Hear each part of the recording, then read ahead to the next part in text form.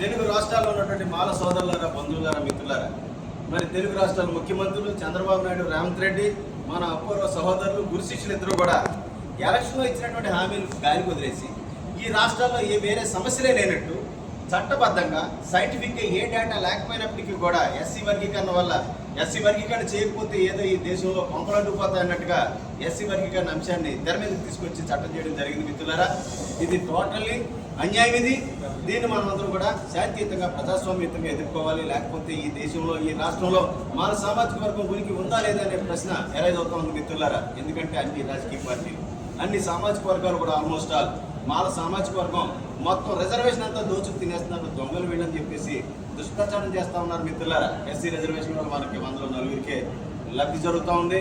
ఈ 104కి ఇచ్చేటటువంటి ఈ సీట్లను తెలుగు రాష్ట్రాల్లో రేవంత్ రెడ్డి, చంద్రబాబు నాయుడు మరి ఎస్సీ లిస్టులో ఉన్నటువంటి 59 కులాలకు సమంగా పంచుతారట.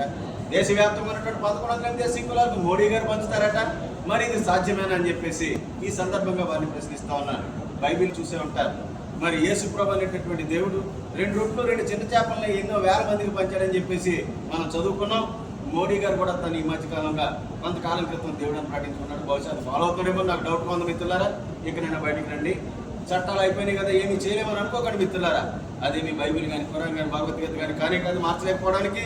People are supreme in democracy. ప్రజాస్వామ్యంలో ప్రజలు దర్చుకుంటే ఎవరైనా పారిపోవలసిందే.